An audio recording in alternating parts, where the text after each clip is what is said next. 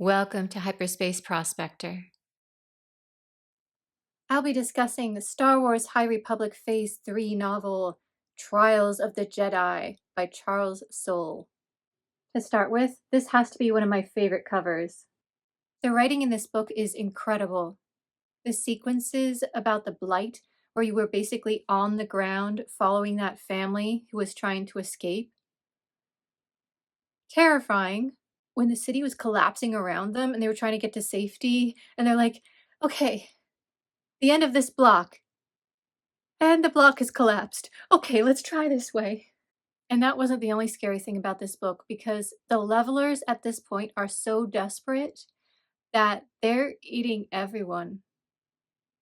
If you have a connection to even a tiny amount of the Force now, you could be a victim. For example, with Ahsoka, we saw that anyone who has enough discipline can be trained as a Jedi. It will just take a lot longer if you don't have a natural affinity. And so people like Sabine are now having levelers coming after them. I especially liked the POV shifts in this book. There were even some happening within the same scene. For example, and don't worry, this is not a spoiler. I'm trying to keep it super spoiler light for this main review part. Gira and Martian are having a scene together, as they do, and it's jumping back and forth between them. They're both evil, but they're very different types of evil, and so it was fascinating to see both their headspaces while looking at the same thing. There's also a POV shift toward the end of the book that I was not expecting at all. But the Hoopy Fruits out there will really appreciate it because it kind of reminded me of the whale. Another aspect that I enjoyed was having plenty of ordinary people to root for, not just aspirational characters like the Jedi. We had a couple of lost kids just trying to find their parents, for example. I was way too invested in that storyline. I was like, if these two kids do not find their parents by the end of this book, I won't tell you what happens though. And of course, there's our favorite adorable RDC couple, Joss and Pika. So Joss is spending most of this book just trying to get his pregnant wife safely off world. And she is spending most of this book just being incredibly badass. This absolutely cute moment between them was they kind of landed slash crashed their ship and he climbs out of the cockpit like half covered in blood and he's like, I need a medic, right? And the medics come running and he's like, not for me, for her. And Pika comes climbing out. She's like, I don't need a medic. You need a medic. He's the one who needs the medic. And I'm just like, oh, you two. Just stop with the cuteness already. I already ship you. I need an entire novel that's just them. In fact, give them their own Disney Plus show. Seriously, we will watch it, I swear. It is called Trials of the Jedi, though, not Trials of the random RDC characters we like. And the insight into the Force with this book was so beautifully High Republic. One of the most interesting aspects of this entire series has been how does each Jedi see the Force? Is it an ocean? Is it a song? And I noted down that Bree sees the Force as a friend who is alongside her, so that you're never alone. We also get to explore the Jedi Temple more. The Room of 1,000 Fountains sounds incredible. It's basically a meditation garden complete with the raked gravel area. I used to have family in Portland, and so I would visit the Japanese garden in Portland a lot. Once in a rare while, you get really lucky, and they would be raking the garden. And it was just the most beautiful thing I've ever seen because if you take one step wrong in the meditation, you've messed up the entire pattern. And I've always been fascinated by that ever since I was a kid. So the idea that the Jedi Temple on Coruscant has one of those huge gardens was just so special to me. I felt like I was right there. From the beginning, High Republic has had an Arthurian vibe to it, but that has never been more present than in this book. We get them actually in armor with plasma shields, the works. and a quest. Basically, the final book in the story. So there is an end, and it's gorgeous. I won't tell you what it is until after the spoiler warning. This felt Arthurian. And for those of you familiar with my other channels, you know that I am Avalonian. That's my religion. And so I was a little hyped. Just a little bit. In very cool Force abilities, I was particularly drawn to using the Jedi mind trick through a blast door. If you know that there is someone close to the other side of the door, you can actually reach out and mind trick them through the door to come and open it. Obviously, this will only work if there is someone weak-minded who can be susceptible to it. So you might walk up to the blast door and everyone's just really locked in and it won't work, but it's worth a try. And so I couldn't help but remember the Phantom Menace scene. Close the blast doors! And they're like, ah, just stick a lightsaber into it. They could have tried to get someone to just come and open the door. Speaking of that scene, you know how Qui-Gon and Obi-Wan suddenly have force speed and then you never see it again? Let's go. It's kind of a running joke in the Star Wars community. However, we do get partially an explanation as to why here. So not only does it drain you, and you might want your connection to the Force more available for other things, but most of the time, Jedi are paired with beings that do not have all of their abilities. They can't do Force speed. For example, Jar Jar, Padme. You're not going to just leave them. So we have a scene where some of the Jedi are paired with someone who does not have Force abilities, and they're like, oh, I wish we could use our Force speed right now, because the building's collapsing, and they're like, oh, we can't leave him behind, so we're not going to use it. If you see a scene in Star Wars and you're like, why don't they just Force speed out of this? There's an explanation. Somewhat. Back to the main storyline. I have suspected this for some time, but they actually pointed it out that Martian Ro's ultimate goal is to destroy everything. He basically is Jadis from Narnia, and he wants the deplorable word. For non-Narnia fans, you say this word and then all the living things just crumble to dust. Anyone else out there just immediately thinking deplorable word? Am I alone here? I really love all the details that are included in these books, and particularly with this one. For example, they even talk about a HoloNet kids show called Barco the House Mouse, which sounds super cute. It's like a pink mouse or something. We even get told exactly what the Nihil are destroying, including a library. I do not like Grand Moff Tarkin. He is so fascist.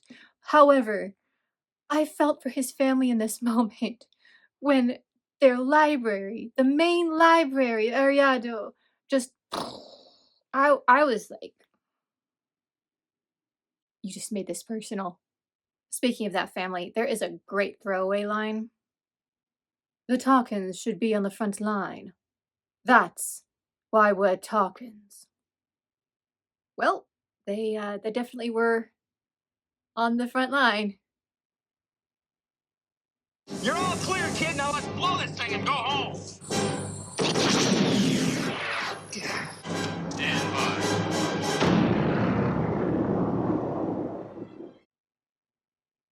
I was also grateful to see an entire section of this book dedicated to the politics of fashion.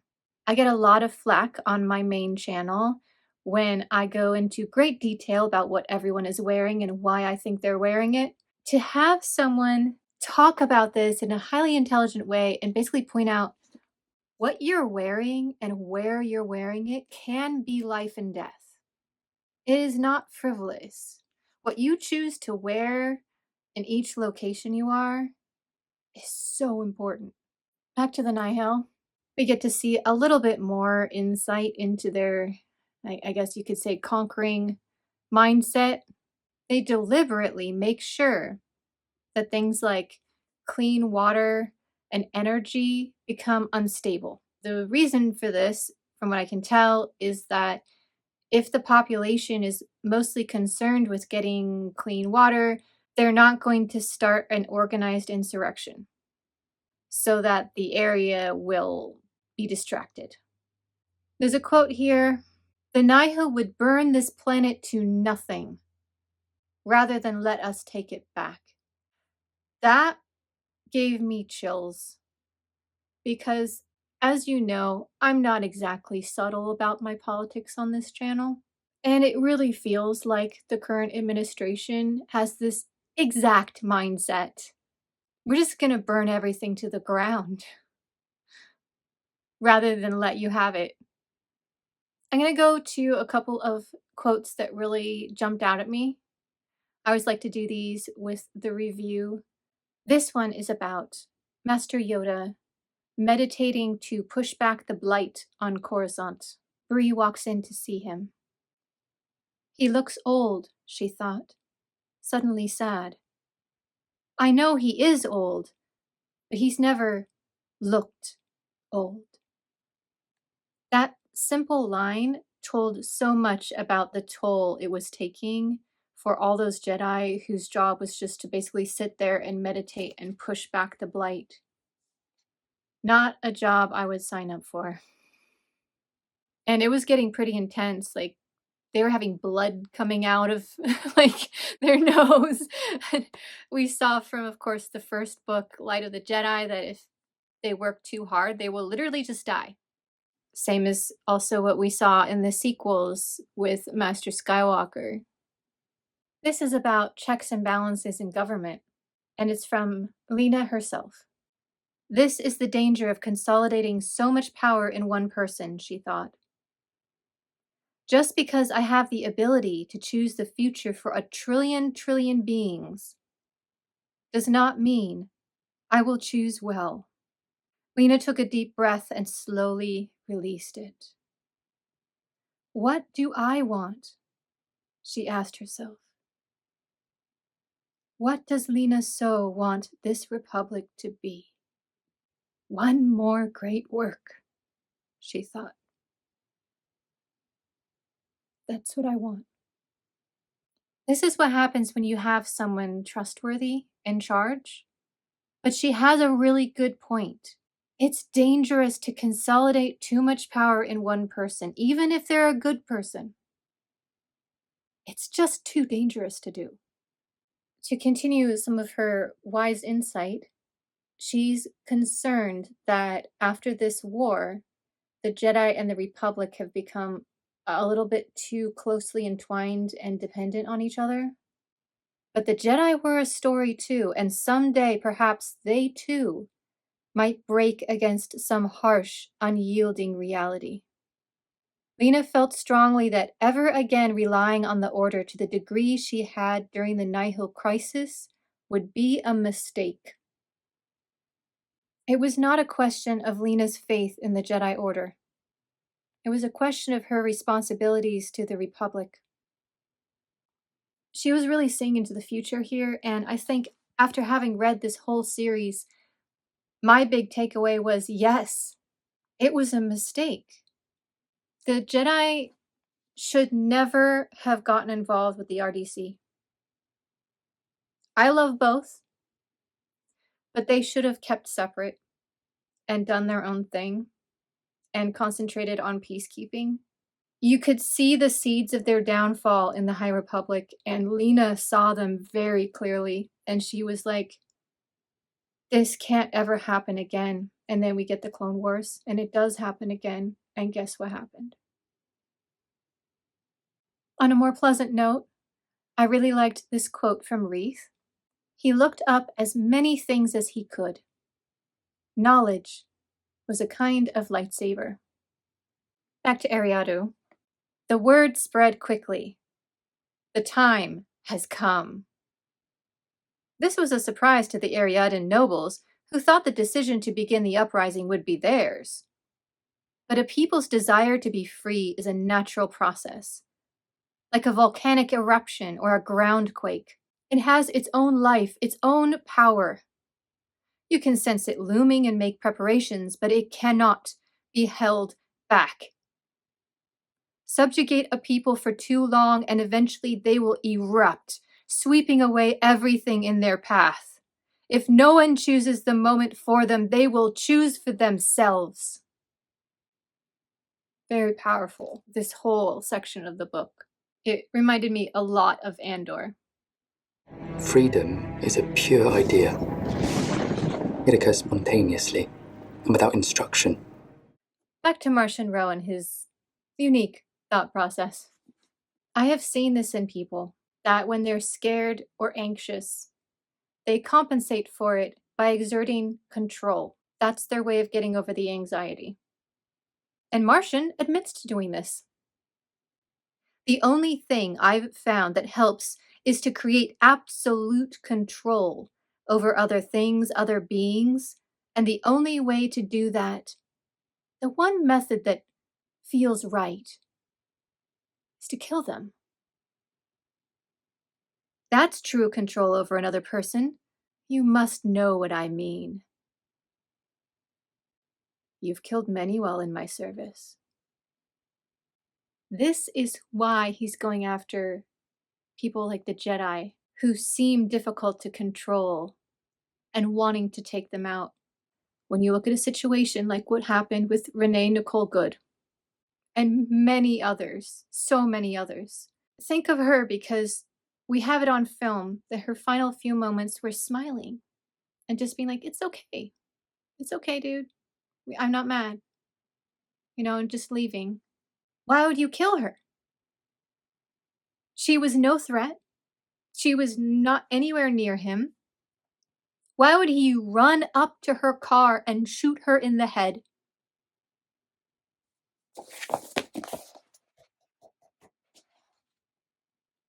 Control. The ultimate way to control someone is to kill them. That is what our government is doing right now. So you can complain that Star Wars is not political all you want. It is. The Nihil's tactic is that of brutality. Send a clear message, submit, or watch everything you know or love be destroyed. And so we can learn from some of the Jedi that, yes, you can have a completely non-violent resistance and be effective. Again, I don't want to tell you exactly what happens in the end. However, the Jedi find a non-violent way to end the conflict. And that is the most powerful message that I think could be put out right now. Finding community, working together, trusting each other, personal sacrifice will be necessary, but we can bring light back to the galaxy without using the tools of the enemy. Sorry, Luthen. We can fix the galaxy with peace and light and life. Okay, before I start crying, this book is an immersive, visceral experience, especially the space battles, which are very well written, difficult to pull off in print and not a visual medium. And although this is kind of the official end of the High Republic, as far as I'm aware, they left plenty of doors open to continue the story in the future. So I think they did just the right amount of closing down the story, but leaving a few windows open. Let's end with a quote from Elzar for the non-spoilery part of the review.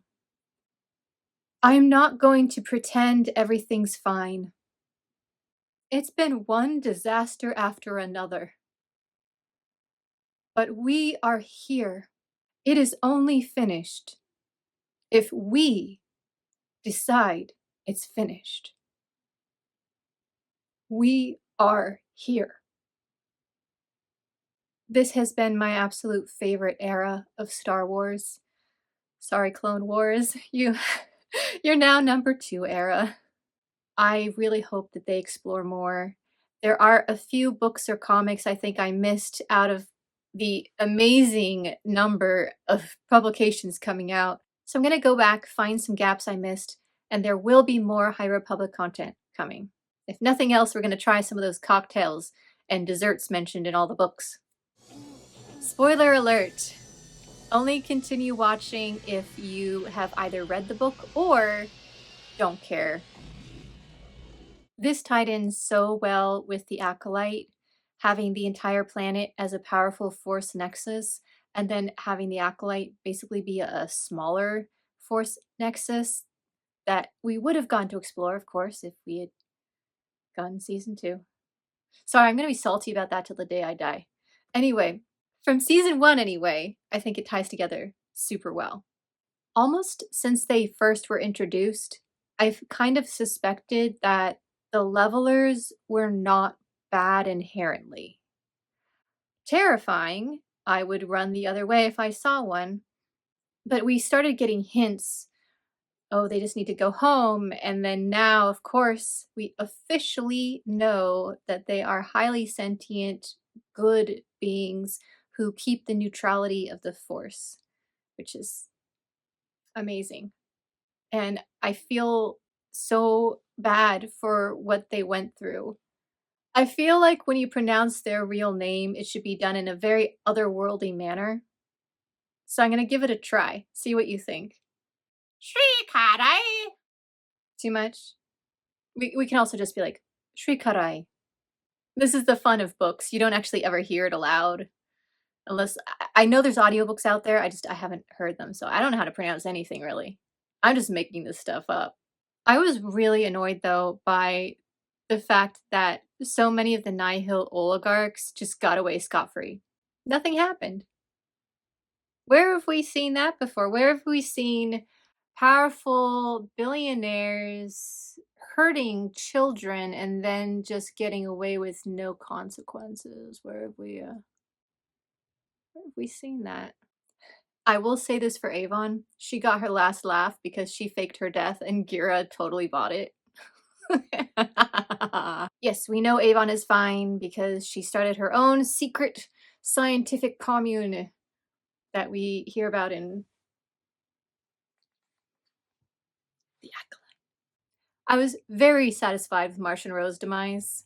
Just all by himself, nobody cares, and he's just like stuck with a bunch of droids. And he can't even see the ghosts anymore. Oh, that was satisfying. Very Space 1999, if you remember Baylor. Except there's no Alphans who came to save him. I can't help but wonder if Charles Soule did see Space 1999 and if that was a deliberate reference or not. The conclusion to the Blight storyline was breathtaking. I was sobbing the entire time. The character that I personally resonate with the most is Elzar and his constant struggle of like falling into darkness and clawing his way back, never feeling like he quite fits in. Somewhat intelligent, but always questioning whether he is intelligent and worthy of anything really, worthy of love even. That he finally finds himself with her, and then to have this happen where the only way to bring balance is for him to embrace the darkness this time willingly, sit with it for the rest of his life. And I know the people who ship them hugely are just like, they can never touch again. I'm gray ace, so I feel for them, but I also don't care.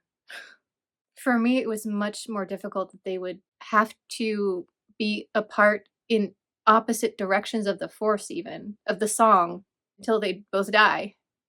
It was exactly right and also heartbreaking at the same time. And of course, they have to kind of keep all this under wraps to keep them safe and to keep the planet safe and the entire galaxy safe. And as a result, it's not a story that's talked about a lot, which brings us to Anakin, where if he had known the love story of two Jedi, I feel like Anakin could have gone to Master Yoda.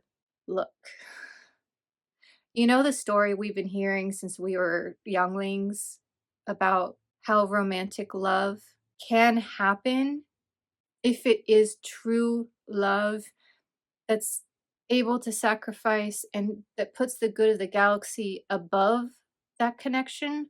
So I met Padme and I'm kind of feeling that for her. Could we be together? Would the answer have been yes? Like, this is more of a what if question, but we, the audience, know what happened. If Elzar could do it, surely Anakin could do it. We know they're not alone. We have Kanan and Hera. They seem solid. Cal and Marin. There is another game coming out, so we'll see what happens there. But as of this moment, they're solid. Just let the people have their love story. I think it's non-canonical now, but there's also a story with a clone and a Jedi that was just so sweet. Sometimes I lose track of what's a legacy now. I guess we could also count Dark Disciple. We'll do a video on that that's its own topic. The truth is, we'll never know because this amazing story was not actually well known during the Clone Wars. And I will always be grateful to have this absolutely stunning, multifaceted book, comic book, TV show, new era of Star Wars. It is so queer friendly as well. Like, for those of us who are queer who are reading some of these books, there's even ace characters. Do you know how rare it is for us to be in any kind of media? Always come home.